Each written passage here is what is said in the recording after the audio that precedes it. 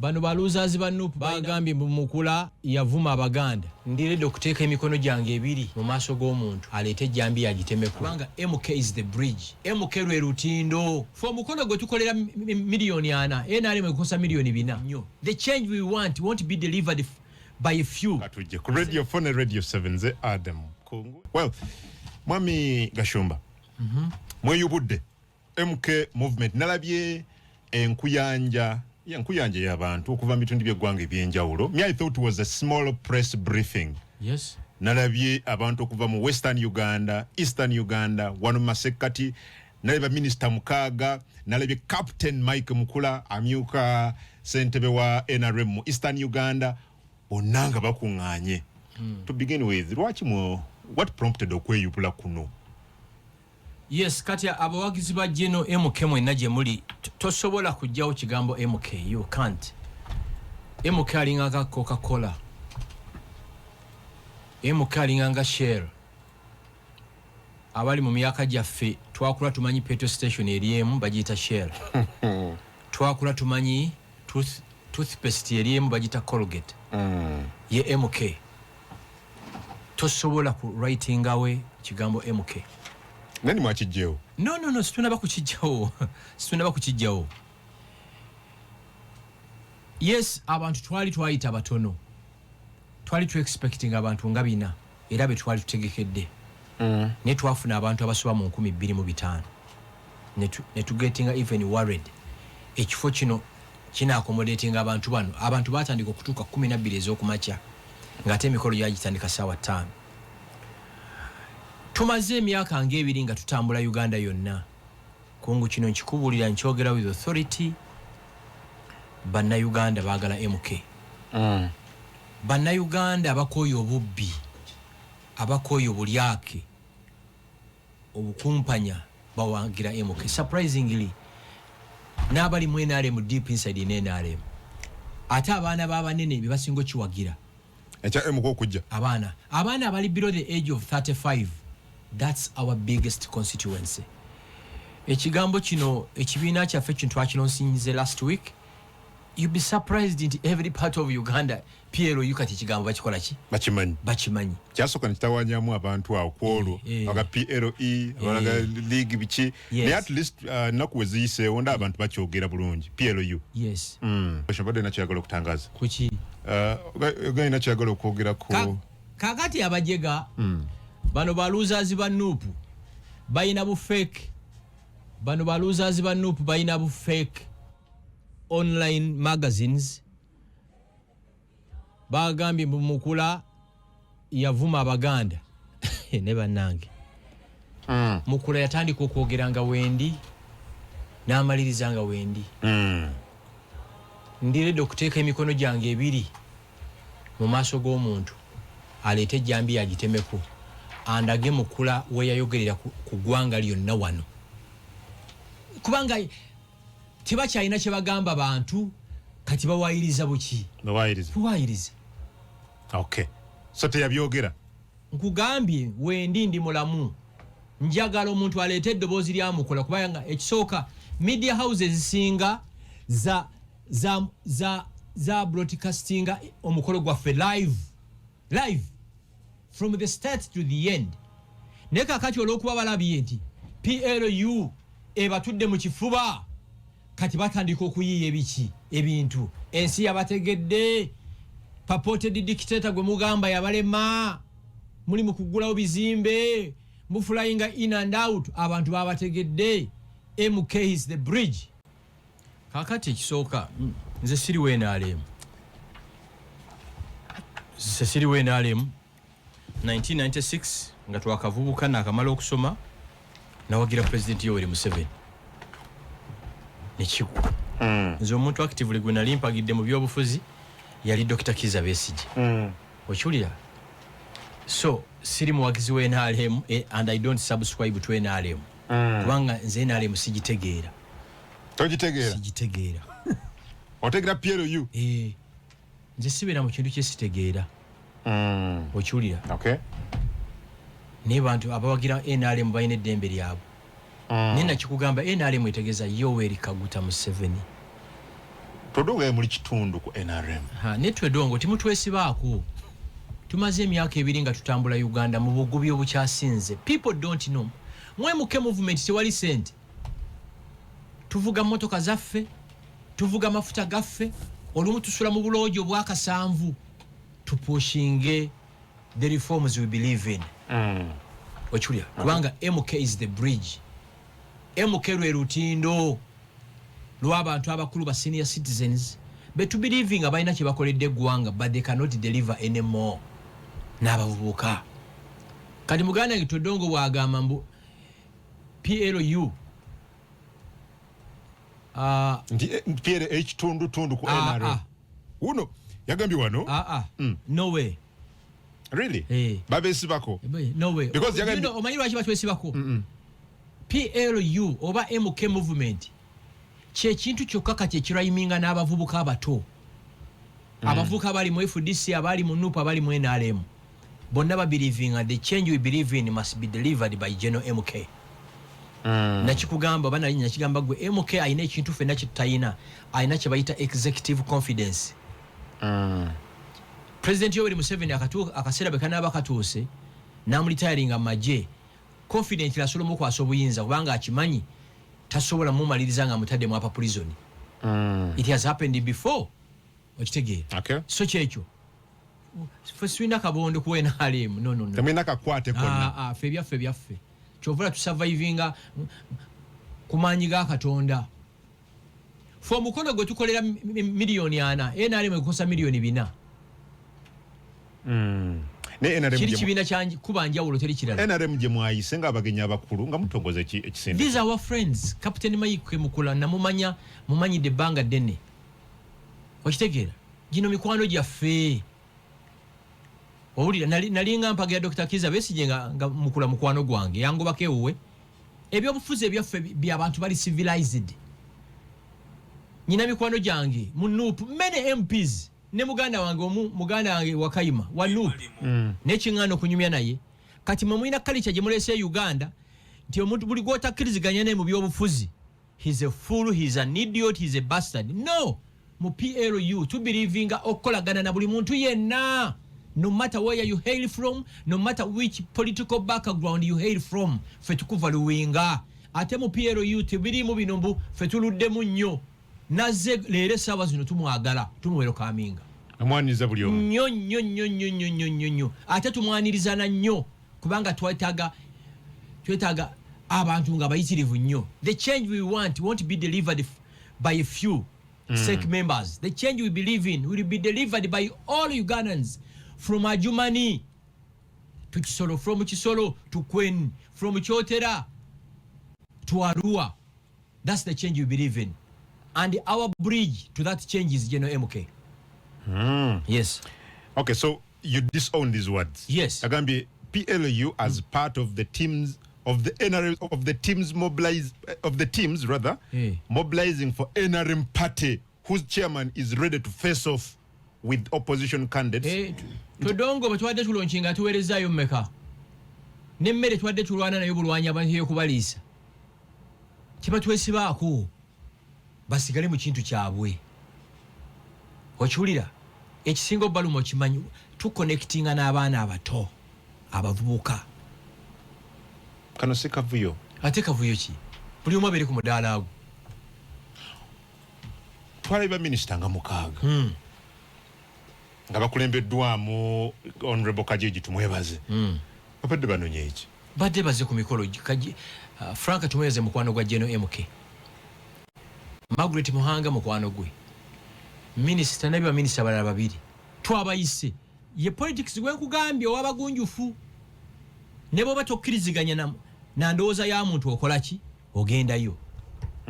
Okiwulira ndowooza. Ne muganda wange Kagabo yabaddewo nono omubaka owe Njeru municipality Honorable Jimmy Ruwanga. Yabaddewo. Namulabyawo ng'aggumiza ensonga. Okitegeera ndowooza. Well, but Mwami Gashumba, bw'owulira ebigambo bya Captain Mike Mukula. Ye alinga nga agamba nti naye yawanze eddusu ko yatwendosinze General MUHOOZI. Kakati kankusese speech ya Mukula gye yakolera enaggulu nga tulonkinga ekibiina kyaffe oba ekitongole kyaffe ya mwaka Lwaki? Mukula spoke like a commander-in-chief. Mukula spoke like a true Pan-Africanist. Mukula spoke like a true patriot. Mukula spoke like a parent. Mukula spoke like an entrepreneur. Now summarizing and I get in name over 20 languages. Jesus. It was unbelievable. It was unbelievable. Abachiga muriyo. Era nkusesaki. Abaganda je muli. Media za mwano. Singa zali serious media houses ingedda. Eyo gundi ya mukula yalibadde zanya ku radio. Speech. Now history ya Uganda. Now the present and the future. Mukula gwe tuwogerako is not an ordinary person. Mukula is chairman wa NRM Eastern Region. Beyond that, severely nene nnyo nga gyenkomeza. Kyekyo. Sokola ebigambo bye.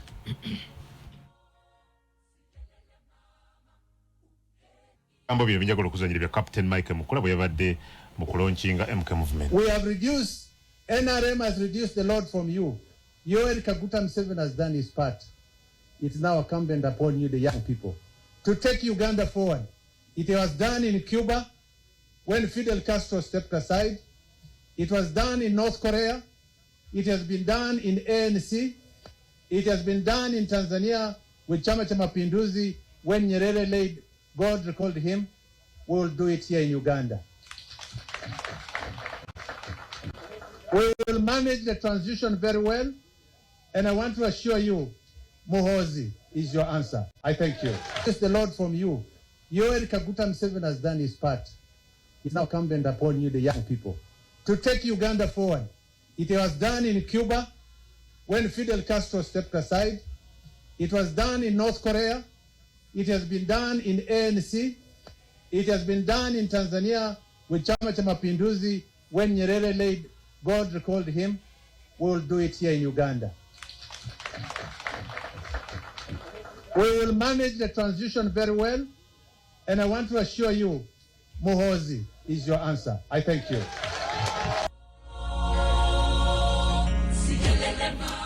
We will manage the transition very well, and I want to assure you that MUHOOZI is the answer. Gashumba ebigambo bino binene kwenkana ki? Kankubulire kino ekigambo nkyo nakyogedde ku Salt TV. Uganda is not Kenya. Uganda is not Botswana. Uganda is not Tanzania. Uganda ze zimu ku nsi eziri complicated to run or to manage. Okiwulira. Kati bwe tufuna abantu nga ba Captain Mike Mukula okutujoyininga kituzaamu amaanyi. Kubanga bakulembeze bonna they need top advisors ababa advising. That's wrong, do this. Mwatugete muli mbya bufuzi. Ani yagambye? We are non-partisan. Twagala kusimula abantu kwagala nsi yaabwe. Twagala bintu bwe bityo. A civic organization. Gwe kungu myaka jo. Twalonchinze sako oba kibiina kya neegiina. No, I'm taking you on by your words. It's a civic organization. Nze nakyogeddeko wa? Kyekiri mu kiwandiiko kye mwatuwona. Seba nkubuli twagala buyinza. Twagala buyinza teri kirala. Eno Uganda sola fixinga nga tuli mu buyinza. We can only fix it nga tuli mu buyinza. Era bwe balabanga mwekwasa jeno MUHOOZI. MUHOOZI is not the president of Uganda. Mwagala buyinza? Yes, the president of Uganda manyi Ssaabuluhanye Yoweri Museveni. Tosobola na kublaminga jeno MK ku bintu ebigenza obubimu ku mirembe gino. Bingi ebikoleddwa ebirungi n'ebibalemye bingi. Ffe twagala kufixinga bibalemye okustopinga obubbi. Mu Uganda wano tewali corruption. Kuno kulutinga gwanga lino. You get it? So we can't do that okujjako. Tosobola kulongoosa mutima gwa muntu ng'oli ku corridor, ng'oli mu corridor oba ng'oli mu veranda. You have to be in the theater. The theater is the state house of Uganda. So you're pushing where all decisions are top taken. Decisions are taken from. Nimbye. Tosobola kulongoosa muntu ng'oli mu compound, ng'oli ku veranda oba ku balcony ya ddwaliro. You have to be in the theater. We want General MK in the theater of Uganda. The theater of Uganda is the state house of Uganda. Kyekyo. Olyokola begwanga bali kulya ku speed. Etenkanika. Kati yabadde Nigeria nga meetinze Africa's #1 billionaire Dangote. General MK. Yes. Kakyogamba yamitize Dangote mu byakusaaga. Kochuli yandoza. Kubanga atambudde nnyo ennaku zino. So we are very serious. Twagala abavubuka benyumirize mu nsi yaabwe Uganda. The level of patriotism eri wansi yetaaga kulinnyisa. Bannayuganda tebawula ggwanga Uganda na gavumenti. Osobola okukyawa gavumenti nosigala ng'oyagala eggwanga. Bannayuganda tebakyayawula fulaga ya ggwanga nti ya Uganda balooza NRM. Tebakyayawula nti national anthem yaffe ffenna balooza NRM. So we want to bring sanity. Kyobola tuike ekigambo Patriotic League of Uganda. Are you patriots yourselves? Because nalabi naga nti in fact John abadde ku TV n'abamu ku babaka ba parliament abava mu kibiina ekya Nokulaga nti betwalabye enaggulu tekuli mwoyo gwa ggwanga n'omu. Ani yadde akyogera? Honorable Sebamala wa Bukoto Central. Kyekiraga patriot w'eggwanga. Sebamala amutubuulira adescribing kyekiraga. Sebamala yatuuka ddi okubeera expert okusalawo ani mwoyo gwa ggwanga. Mbulira gwobadde naye ani omulala? Ani omulala ati? Yabadde yadde ababadde babyogera. Sekabira mubaka wa parliament wa Katikamu. Simumanyi. Okiwulira? Waliwo agamba mboyo group benoonyeza byabwe. Yage nti benoonyeza byabwe. Jesus! Ate Namboze yava mu NRM n'agenda mu DP n'ava mu DP kati ali mu NUP. Eyo group togimanya ya DP yenoonya wegwaka. Waliwo asinga abo kubeera bascavengers. Abo tebalina na lokasi. Tebakkizibwa na kubyogerako bino. Bwe n'okyusa ebibiina emirundi esatu. Mwaka gumu. I can assure you MK lwana launching ekibiina kye eky'ebyobufuzi. Bantu bangi abali mu NUP abagenda okujoyininga. Mugenda ku launchinga kibiina. Tulinze kimu General Museveni amulitiring emaje. Kyetusabirira. We are not blackmailing President Yoweri Museveni. Tumwegayira. Kubanga empologoma yaffe eri kunjegere Museveni. Ali maje. Okitegeera. Mulinda kaseera ko. Yes. Ketusabirira and likely this year. Ave maje. Ali tiringibwe maje. Kati nyina abalabe empulya bagamba MUHOOZI he's actively involved in politics. Jesus, let me lecture you. But general basatu bemanyi aba joininga politics nga muhosana na muyingiramu. General na Nyakalima ti yali mu politics. Yali minister wa internal affairs. Kitegeeza ki? Si politics oyo? Bali bamulita yalinga? No. As we speak, General CDF MUHOOZI, David MUHOOZI. Former CDF. Yes. State Minister wa Internal Affairs. Tali mu politics? Minister wa State wa Internal Affairs. Katumba Wamala. Tali mu politics? Mali. Tali mu politics? Simanyi oba Jeje Odongo yawumula ye. Kireka bamumuza. Kati bali ku MUHOOZI omanyi lwaki MUHOOZI? Kubanga MUHOOZI mwana wa Yoweri Museveni, president. Kyokka kibamuteekako ekyo. Abalala babeera mu politics, it's okay. General MK bwabeera naffe ogwo musango. Ate ye General MK kimuyamba. Ayina bamujahidini be bagashumba abamwogerera. Okitegeera ndo. Bamujahidini? Yes. Mwemwogerera? Yes. Sijja kweyita kigambo mu kye yeeyita nti yembwa ya Museveni. Waliwo yeeyita ti yembwa yaki. Mbwa ya Museveni. Yeah. We are here to defend, to protect and guide General MK. Period. Lwaki teyabaddeyo ku launch eno? Abadde taliwo mu ggwanga. Abadde extensively busy. Teyabaddewo. Okitegeera ndowooza. Nenga buli ekigenda maaso akikola ki?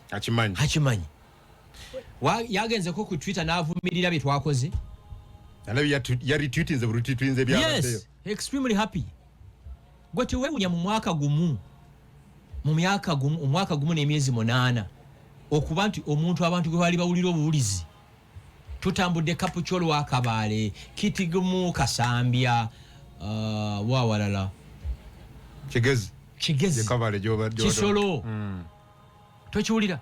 Kati bino yemuke byomuwulira nga meeting aba President Kagame, ba Uhuru Kenyatta, bano ba Dangote, ono wa Ethiopia yani ono? Abiy Ahmed. Kati mulowooza bali mukuteesa mukwata nsenene? Bateesa kuki? Buyinza. Muli serious mwagala buyinza? Nga bweyagala abaana bo abamama Rahuma naffe wetuwaagala. Kubanga we cannot fix this country nga tuli mu buyinza oba olimba. Kiki kyaliyo? And when are you looking at it? MK aina all the qualifications. All the qualifications. Mwana Uganda, emyaka agina, military and management background agina. What stops him? What him stopping achiriachi? Achali serving military officer. Era fe Yoweri Museveni tumwegaya wegezi amute. Wakati gachari mu maji. Tasobola kusaninga for the presidency. Okay, kati bwavayo because genti mulinda bulinzi obanamuta mutongoze ekibiina kyammwe. Enali muweri PLU assuming efuse ekibiina sigenda kwabika. Tujja kwambalagana. Abalonzi basaliwo. Abo babbi MK tasaba muntu sente. PLU okujijoyininga tewali siringi wadde 10 olita kuwerezanga message nti wereza message 10 bakuwe mitwalo 10 bayaye. Okay. Mumpulira okujoyininga PLU oba okuwagira Geno MK toyina 10 na kimu kyosasula. PLU yeringanga busiramu kasoto ola sahada kasogama nti Geno MK is our next president olwo yingidde.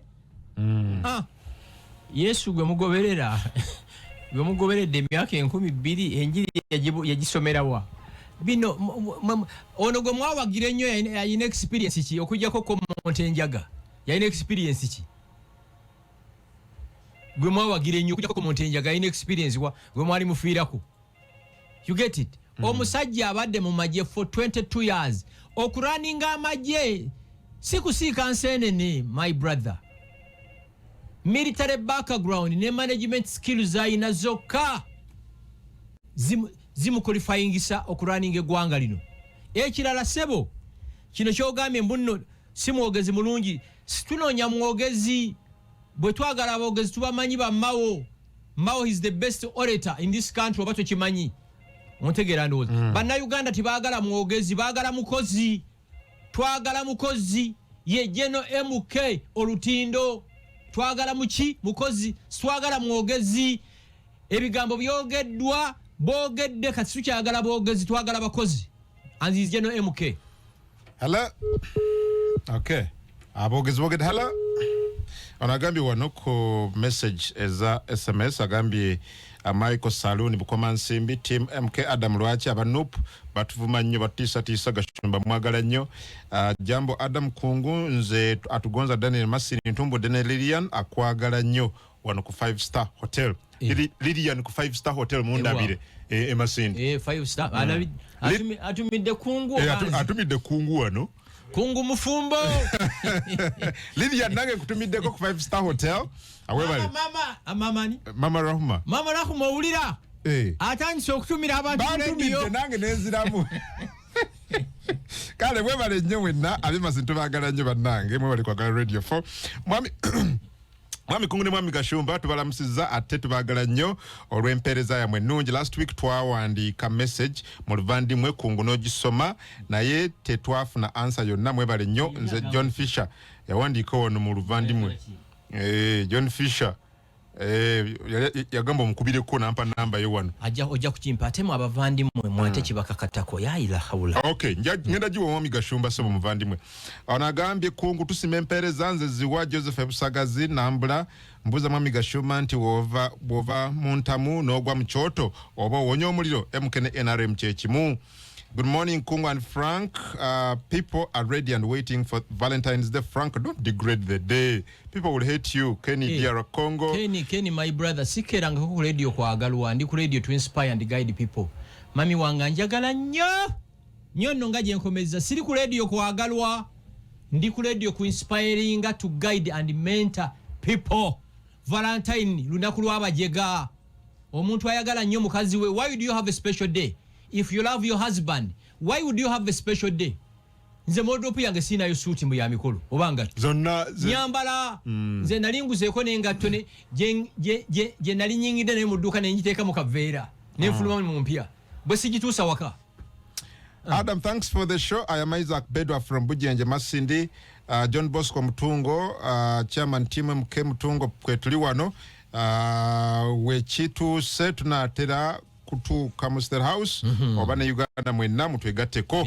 we bali kuweereza Sebonze Eke 27 ekasanga timbuliza Mr. Gashumba 2026 anakkiriza mu baana abalobululu nga muhoza ze ani nti munakkiriza abaana abalobululu nga muhoza ze nze Kaweesa ekyakatebe nsaba Katonda atuwe muhoozi mu ntebe tuwone okubbibwa.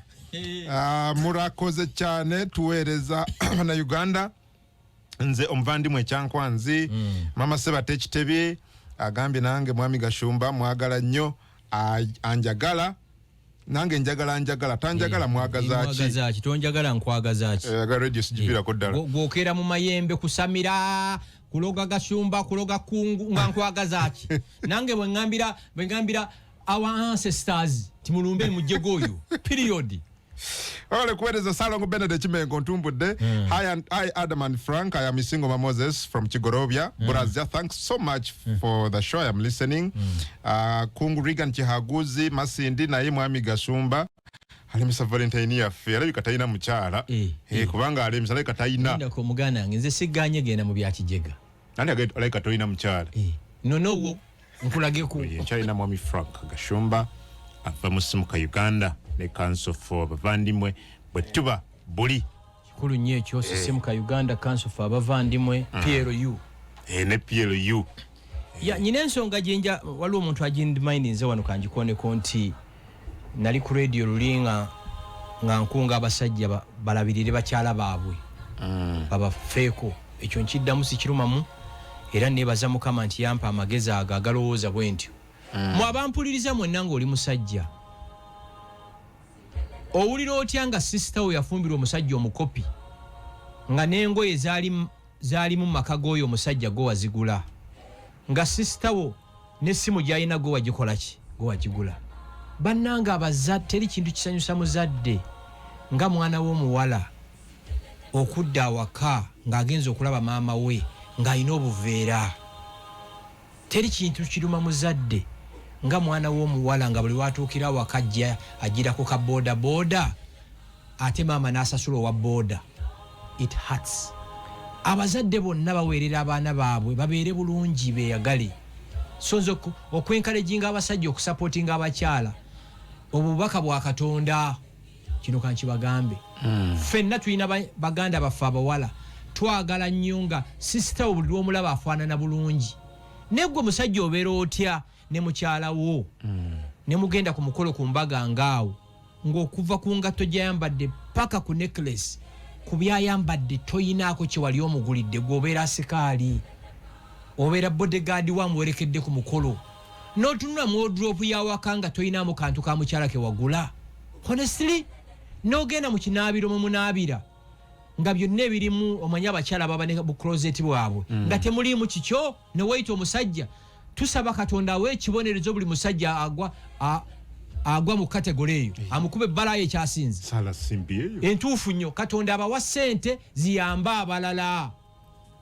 omwana w'omuntu n'asoma nasale n'asoma primary A-level n'akola bachelors gwe kifeeke master n'ojja olw'okuba mulina amaanyi ompulira ndowooza olw'okuba olina amaanyi so sikirumamu abakyala balina okuyambibwa abazadde baagala nnyo abaana baabwe abaddayo nettu naye omwana wo mwabampuliriza abasajja sister wo nga buli lwajja ewuwo gw'osasula eza booda naye nga akasajja kongera muzaalamu buli myaka 2 akazaala ate namwe abakazi muli responsible kafeeke masa ne kakulimba ne kakuzaalamu asoose ne kakulimba olw'okubiri olw'okusatu olw'okuna tobulemi nga buno bufeeke master namwe olumu abawala simanya nali mu love is confusing bw'ogendanga mu relationship genda n'ebintu bibiri tambula n'omutima gwo n'obwongo bwo naye ng'obwongo bwe busooka muki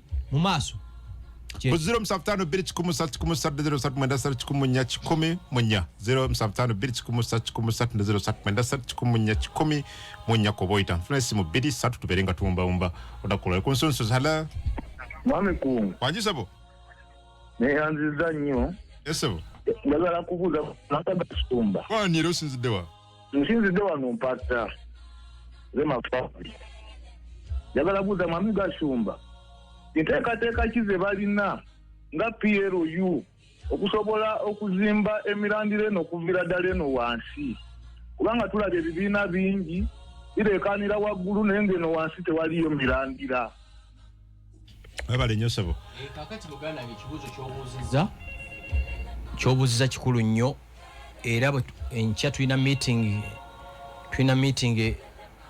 it's Wednesday tulina meeting era y'obukulembeze nteekateeka nnyingi ze tulina naye twagala buli muntu agetinga involved.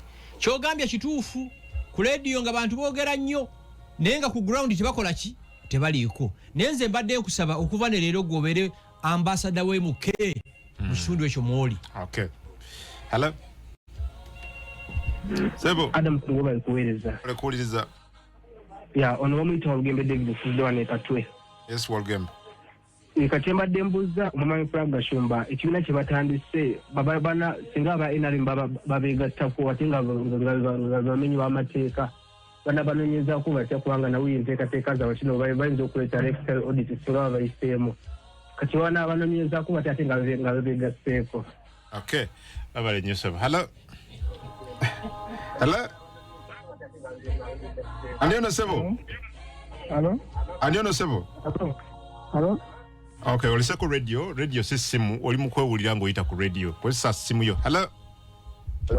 Ssebo. Alo. Amannya go ssebo ne gy'osinzidde? Amannya nze Walugembe Paulo. Sinzidde Walugembe? Amannya nze Walugembe Paulo. Osinzidde wa Walugembe?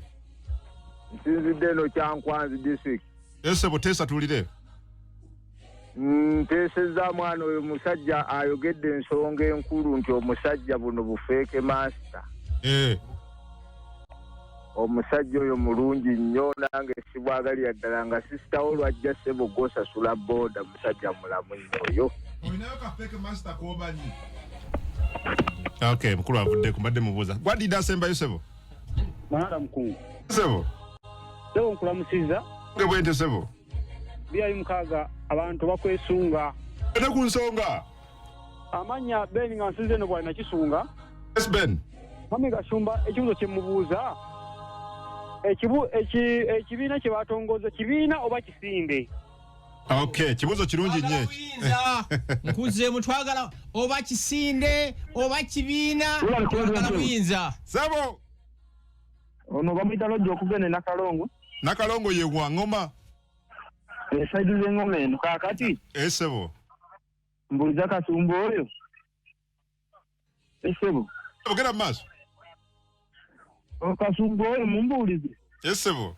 Lwaki bano abantu abatukuma nga twambadde ebyambalo bya MK tugenda kola tutya? Ate nekiraye talina mukyala lwaki avumirira abalina.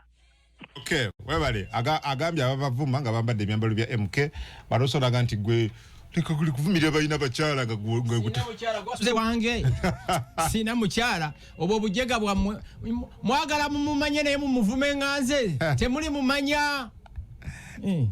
Olindako mukyala wa Kale Kayihura omumanyi owokoso okyolo omumanyi IGP owo former governor Bank of Uganda omumanyi owo former vice president sekandi omumanyi twabagezaako temuli mumanya wange mukyala wange si community project ndi buli omwalina omumanya wange nze owo mumanyi wange abo ababakuba mbu mwambadde t-shirt z'emuke mwabawagizi b'emuke mwenna njagala mube n'emirembe naye temukkiriza okujoogebwa oli bwakuteekako effujjo muddize tugenda koma wano musibe bulungi akuume tuddamu ku mande ejja programu entugga Shiva Nauma waali wano kuwa mawuli mu Lungereza ali awo alina n'empeta zizo bbiri ku mukono.